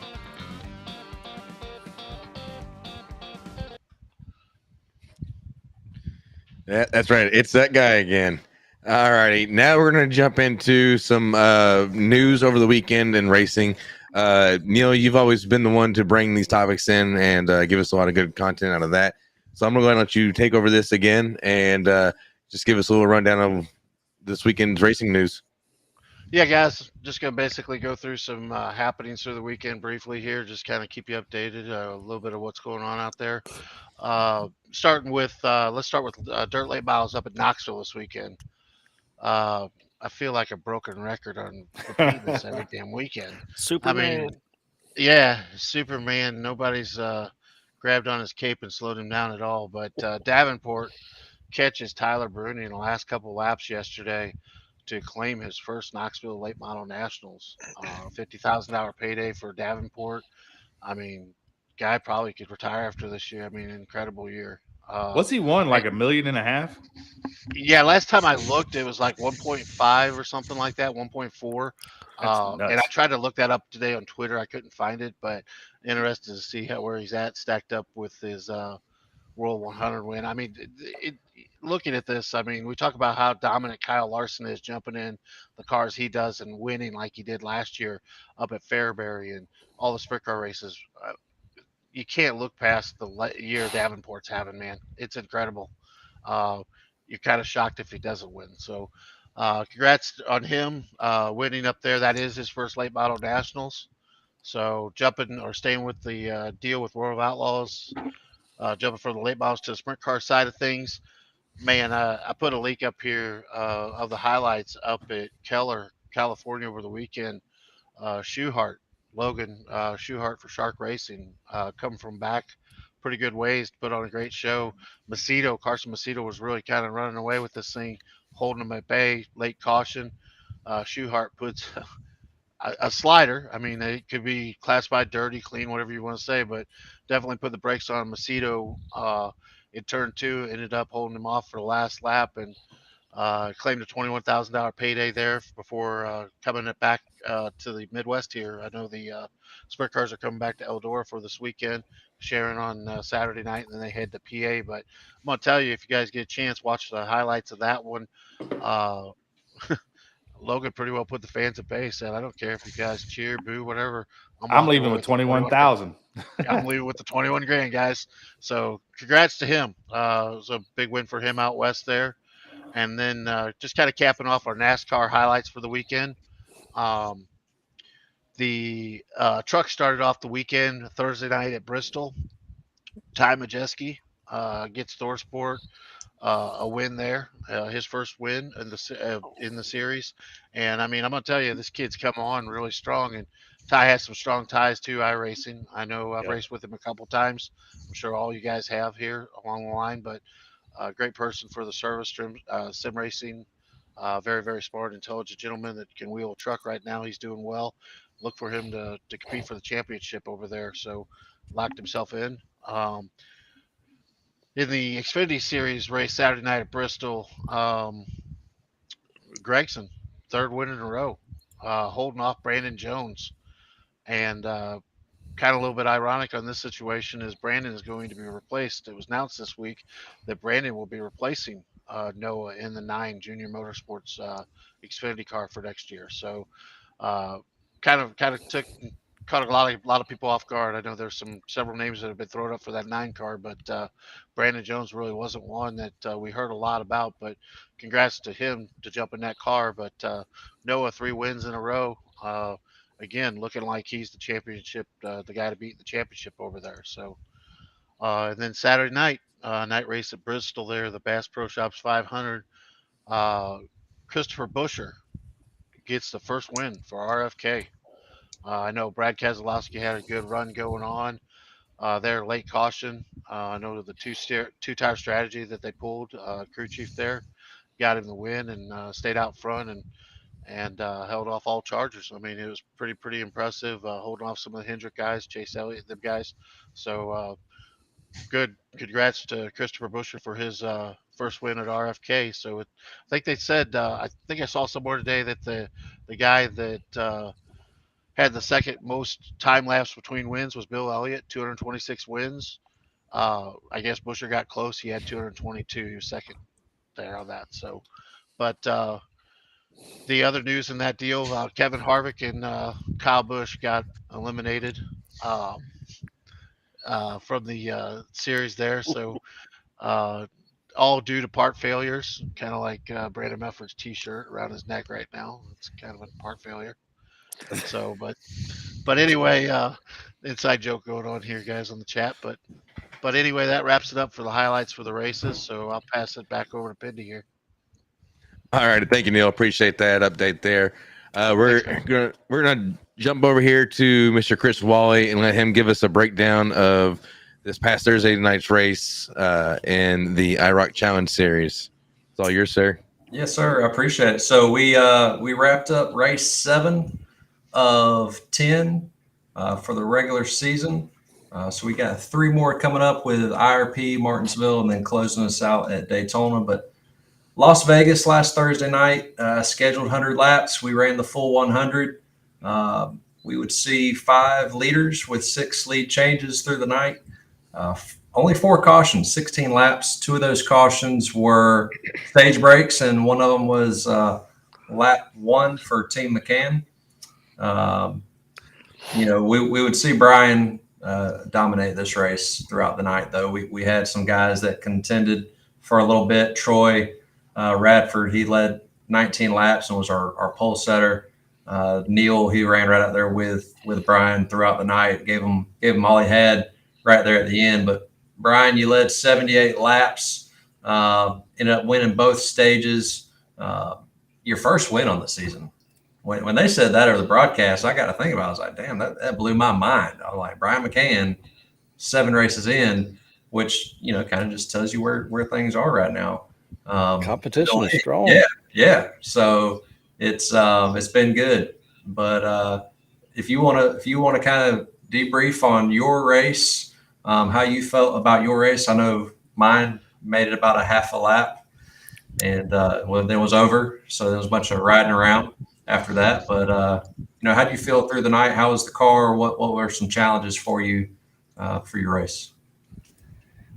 Challenges, probably. I put some practice in, but I made a mistake. I practiced on 100% fuel, and then when I got into the session, at 60% fuel, and it changed the car big time.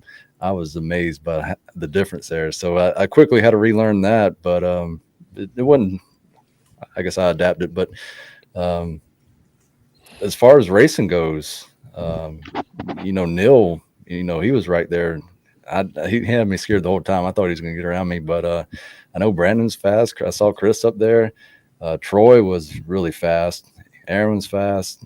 And probably some guys I'm missing here, but the top 10 was all right there, I believe. Yeah, I want to mean, be part of these conversations someday. I want to chime in on this. I got to be this week. I got top 10. I was super excited. I hadn't had one of those in forever. Man, I'm gonna tell you after that the last run there and getting behind, I know I got a good start on Troy and got out in front of him. And I mean, me, Troy, and Brian were running about the same lap times. And honest to God, I mean, if Troy would have got out in front of me, I don't think I would have got around him. But I tried to make a move a couple times on Brian, and he did a good job of kind of holding me at bay. And if I'd have got the nose out in front of him and got in front of him, I don't think he would have had a chance to get around me either. So, but I know we're chatting back and forth, but fortunately for us, his brother and Aaron let us get out front and do some racing and stay out front this time. So I guess, but we ran really good. I mean, Brian was really fast all night, had a dominant performance, and I should have just crashed him. That's all I could say. I knew he was thinking about it too. That was the problem. I think the broadcast thought that too, because there was they had a shot from looking from the back of your car, Brian, and it was coming right through the trial area right there at the start finish line. And Neil, you were underneath him and then snuck in right behind him, kind of draft a little bit going into one, and it was close. That was no sneaky. That was him coming across. I mean, he was killing me. He was killing me. I was trying to cut him off, and Yeah. I wasn't clear, and I was like, "Uh-oh!" So I had to pull back up. No, he did a really good job. I mean, I was trying to get underneath him, and I think he said even in his broadcast that he didn't really want to let me get to the top side, and that's where I felt I was the best too. He did a really good job of keeping me on the low side and trying to get around him.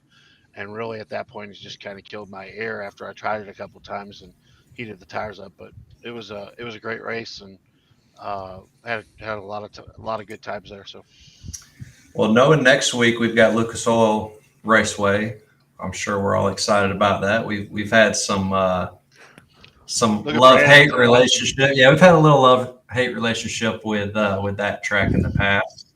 How do y'all feel going into the race this week? Especially Brian, you got to come from the back, man. Is it this week or next week? It's this week. Next week. Next week. We're off this week. Yeah, we're off this week. You're right. I don't even know my own schedule. I get a vacation. I'll go. I'm excited to go to Raceway Park. I've raced there in real life. The sim's really close to it. The track drives very similar. It's very tough. I know Brian and Neil and Chris aren't going to give me even a chance, but I'm going to try to get up in front of them. And I think in season 3 we went there and Neil cheated me up, and I think he won the race, and I had to finish second. So I'm looking for revenge. Call out. Yeah, I mean, me and Brandon, I mean, it's been probably a month and a half ago since we ran trucks there. Yeah, and we were pretty well putting a whooping to them all. And unfortunately, he got caught up in a little bit of a deal that put him behind me, and I unfortunately have still not figured out how to pit without speeding. So we really represented IROC pretty good that night in the truck series that we were running in that league. So I think there's a little bit of redemption this time. So hopefully we get that number 2 out there, that Spartan Transportation Camaro, and whip everybody's butt this weekend. Next weekend. We'll cheat our way to the front. I mean, Brian's over there looking at it. As long as it's not a caution fest, that's what we want to stay away from. Let's get some racing. Let's be nice the first 2 laps, and then we'll get going. Yeah, I can say I'm looking forward to it. Just being more of a short track, racing like a short track, heavy braking. That's what I like to do. I know I think Brian and Kevin's gonna be hell to beat. Because it just seems like it's one of their tracks that just adapts to them well. I think it's gonna be fun if we can get going. I mean, you think about the races that come up each week, and all of us guys sitting here looking at each other, and I mean, I'm gonna tell you, it's anybody that can pull out there and stay out front and do well, and it's Chris is very competitive on short tracks. Brandon's been very good in this car. Uh, Brian continues to cheat his way to wins. Kevin, no, I mean we've got a great group of guys, and I'm gonna tell you, pro level drivers over here. So it's been fun, and it's if you guys can tune in, I mean it's a heck of a race to watch. I will say thank you to whoever caused that first lap caution last week. I had school, and I didn't get home until I think it was 9:43, and I signed in under my phone, so I was actually already registered, and it turned 1 lap until I got on the track. So, well, I know you said you was involved in it, so thank you. Yeah, that was one McCann was starting in the front, one McCann was starting in the back. They were just so lost. They had this teammate of theirs, team orders to wipe out everybody in between. It was polarity. They did a pretty damn good job. I'm just saying. I mean, you got to think one was in the front, one was in the back. They were lost without each other. That's what it was. Listen, So where's the third member of the McCann team here? I mean, we got Kevin. Brian, I'm trying real hard not to say names, and he knows I'm picking. He's in the top left of this damn podcast. No, I've I mentioned it last week. I've either met the 12 car or met the pits because of the 12 car 3 races in a row, and he knows it. We've talked about it and joked about it. He got a pro bono paint for the charity. He got 2 of them actually. So yeah, no, it's all good there. But yeah, it was right there in the highlight at the very beginning. Tim just ran out of talent coming out to there for a moment and hit the wall and couldn't stay off the damn thing. So we all got to benefit from his That's okay. That's okay. We still love you, Tim. Well, I will say them paints you did for that charity race were spot on, man. Those were badass. I appreciate that. Yeah, I don't think that's been said even about Chris's win. Chris on that win for the charity race last Friday. That was a big one. And how big a win was that? How far out front were you? 0.001. I got to thank Brian McCann for not pushing Dustin Ping. I know Dustin kind of cut him off there coming off 4 and give him a little bump. But I like to think of it this way. Brian can totally – I know Brian has a different mindset on it.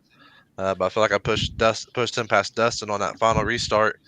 And I was like, man, maybe Brian's going to pay the favor and not push him. But no, dude, that battle between him, Dustin, and myself was just – it was crazy. I crossed Brian up. He crossed me up. Dustin came out of nowhere on the bottom. It was it's probably one of my most intense races I've had on iRacing, especially for me having I guess in Chris Wally's words, a 12 moment in turn 3 and 4. Yeah, I thought we had a good little thing going between me, Brian, and Neil.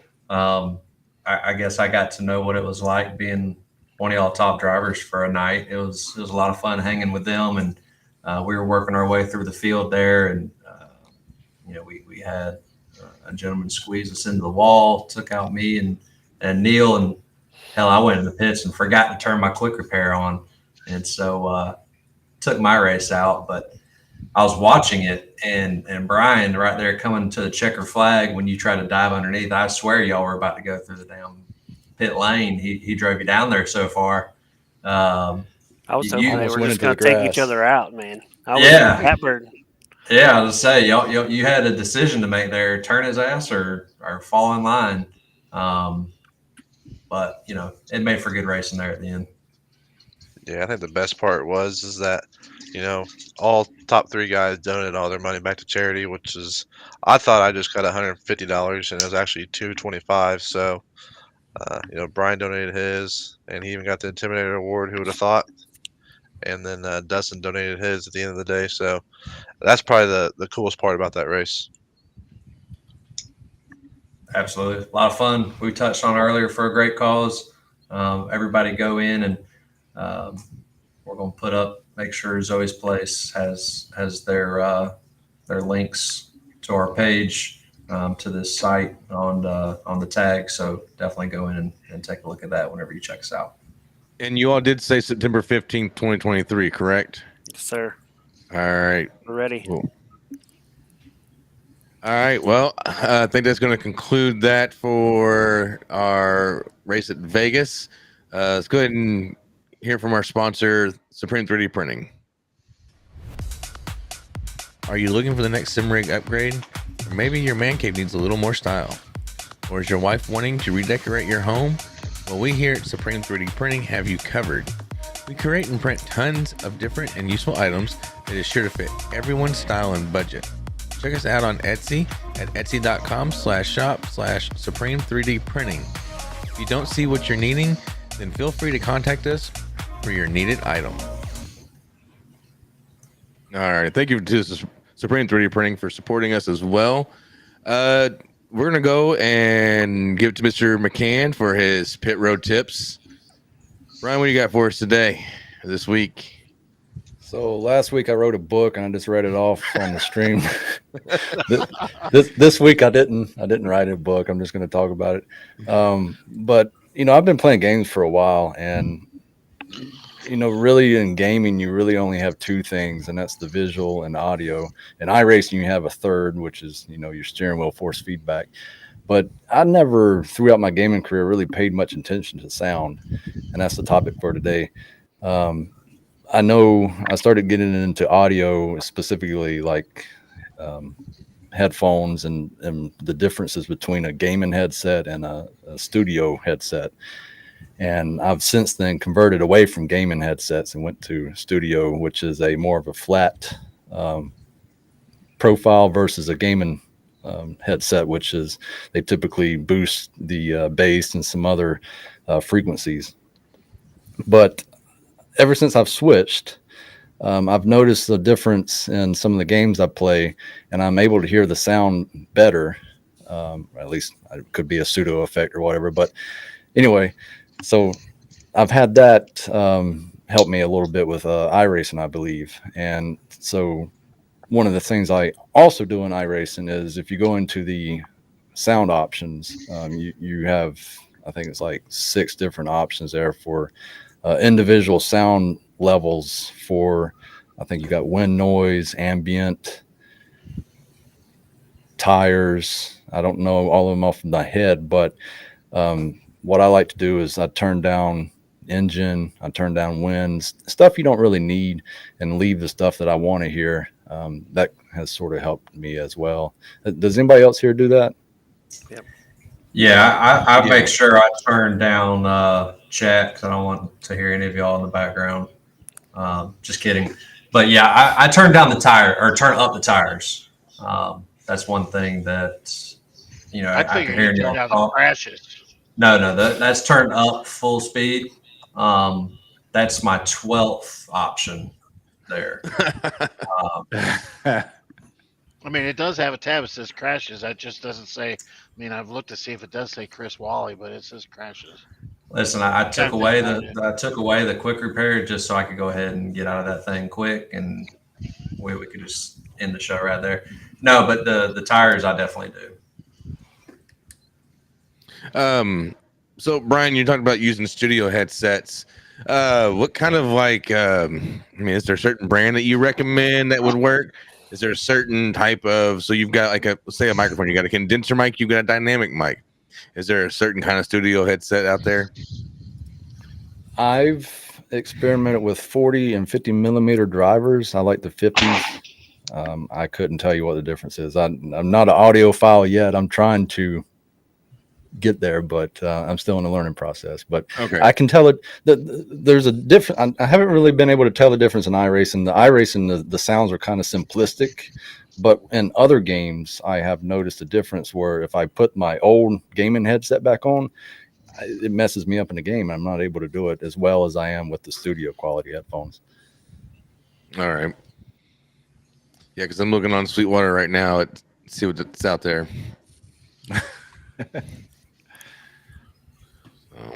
Anybody else got any questions for him? Anything like that? Nope, that's a good tip. What's the fast time for next week?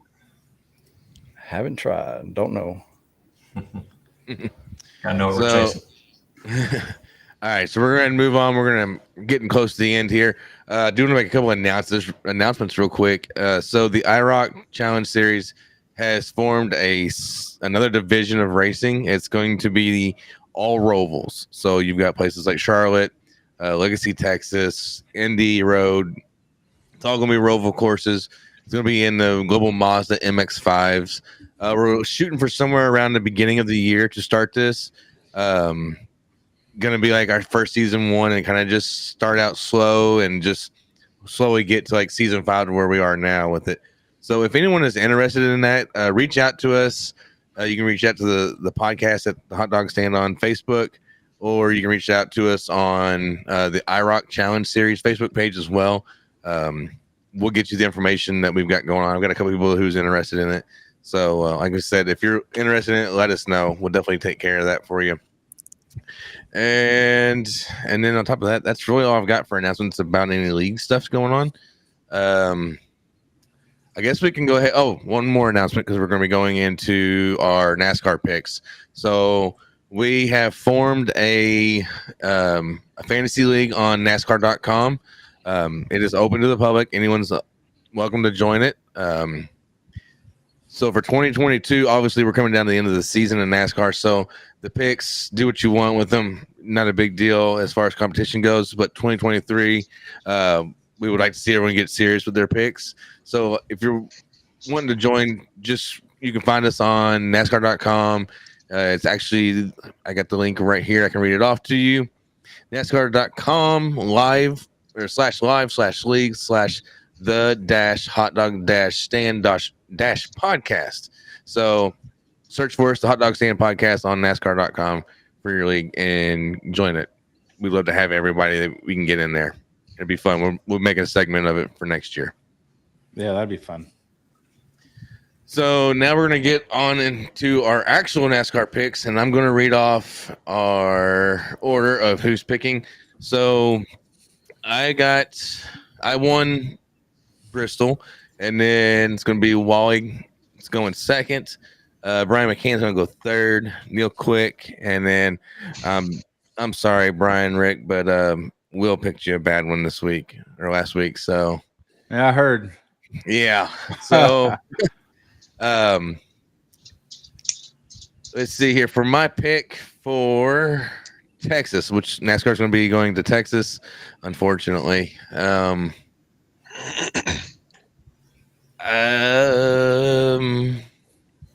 I think I'm gonna have to choose. I'm gonna choose Briscoe. That's who I'm going with. And so I'm next. Yes, sir. Man, I don't even know who I've used or who's available. So you're gonna have to tell me if they're not available. Okay. And this is only guys that are in the playoffs, correct? It's in your best interest, I think, but it's up to you. I'm gonna go with Blaney. I think he's going to back up that All-Star win in Texas. All right. Window net up. All right. So then we got McCann. Bell. Oh, damn. Who is it? Christopher Bell, right? All right. You got Bell. Got a lot of speed right now. Yeah, he does. He definitely does. Neil? I'm going to go Joey Logano. And then Mr. Rick. Well, I was going to take Bell. I am going to take. I'm going to take Austin Dillon. All right. He's ready. Good B. That would have been my pick. All right. Picks are locked in now. No changing them. No mulligans. So with that, let's go ahead and move into final thoughts. Brian McCann, you got any final thoughts there? Yeah, I'd just like to thank you to both the Meffords here joining us tonight. It's great to talk to you. I've talked to Brandon a lot. I haven't really talked to Chris a lot, so just grateful to be here and hear everything you had to say. All right. Mr. Wally. Yes, this is this whole podcast vision started with Brian and Kyle and putting it together and putting a lot of work into this and bringing us all together for moments like tonight. We've gotten to race with y'all for well over a year now, a couple seasons in the IROC Challenge Series, but to get y'all to be able to come on here and share some personal moments, right? Let us get to know you a little bit more. There you go. A little hardware. I actually got two of them. And Show off. oh, well, if we're showing off, that was before all the competition showed up. If we're being completely candid. No, but we definitely appreciate y'all coming on here, letting us get to know you, let other members get to know you. We definitely plan on being able to speak to more of our members on here. But just thank you for your time. All right. And then we're going to throw it over to Mr. Rick. Yeah, man. So I really enjoyed spending some time with you guys, Medford brothers. Really appreciate your stories. I really like that the charity races you put on. I'm excited to be a part of that, and so thank you. And can't wait to race with you guys again. All right, Neil, what you got there? You guys are horrible. No, I'm gonna be real honest with you. It's great to hear you guys' stories and the personal stories and a lot of the racing background that you guys have. I mean, like I said, I can't tell you how much the sim and this podcast and what Kyle and Brian have done and Chris putting everything together to get closer to the guys you race with week in and week out. And I mean, I can't thank you enough. And I know as being guys that we race competitive with each weekend or each week, and I mean this past week, I mean Chris helped me immensely to be able to wrap up the regular season title at Scar. So I mean I can't say that happens without him. So appreciate you guys being on the show. Looking forward to racing with you guys week in and out, and even to the charity event next year. I'm definitely in, and hope to see you guys grow that even more. So thank you. All righty, and then I'm going to go throw it over to Mr. Chris Medford. You got a final thought there? Yeah, appreciate you guys having us on here. It's been a great experience to share the screen with you guys. Hearing your guys' opinions on certain things, cracking up about a couple things, a couple good jokes. And it's been awesome to talk to you guys from outside of the sim. Once you get in that sim, you're kind of pretty much dialed in to what you're going to do. So, hearing that, talking about our dad, I said there ain't enough time in the day to talk about that, and you guys can vouch for that. Absolutely. I'm upset you guys didn't pick the race winner for Texas, which is going to be Eric Jones. But I'll let that one slide. He's probably right. That's probably a good pick.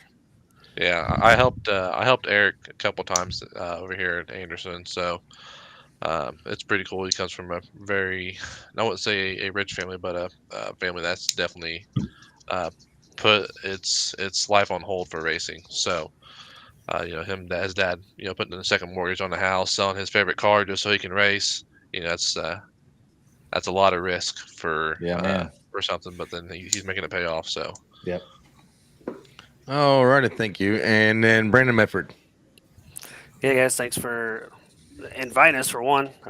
Really wasn't expecting the phone call over the weekend, so had a blast being on the show. Appreciate everybody, jumping on board our charity race and then listen to our stories. And again, just to reiterate, it's incredible that we've met everyone that we've met. Pretty close with a few of you guys. We talk throughout the week, not just on Thursdays.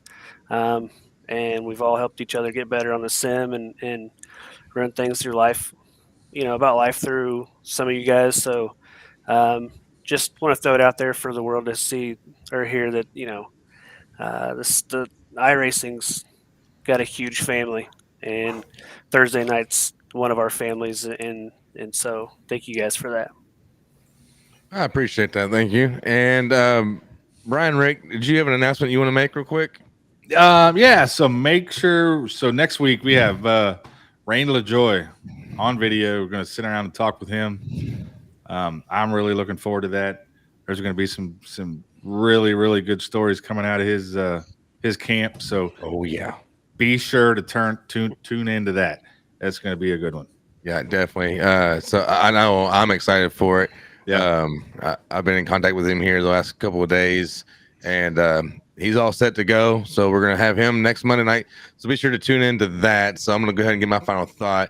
So tune in next week as well, next Monday, and or next week. I don't care. I don't know how you listen to this. Or it's on through a podcast, whether it's live or just watching it on YouTube later on. Be sure to tune in for that episode for sure. You won't want to miss it. Episode 8 with Randy LaJoy. But my final thought is going to be, we are on Facebook, Twitch, YouTube, Apple Podcasts, Google Podcasts, Spotify, the Sim Racing channel on any Roku device. And also, we have our own Discord, and we would love for you to join. So be sure to come and get the link out of the show notes and join our Discord. We want to build a community where we can interact with you all, and you all can give us ideas to put on the show, and you will get a shout out for that as well. So please connect. We would love to just connect with all of you all. But also be sure to like, share, rate, review our show. If you would do that for us, we greatly appreciate it, especially on podcast platforms. We do check the ratings, and we do check the reviews and read them. And so that would mean a lot to us if we could get those. It helps get us out to more viewers and more listeners. Also, like I said, share with your friends and family. Anyone in the iRacing community, I'm sure, would love this, or any NASCAR fans that you may know. But with that, I think that is going to do it. And we are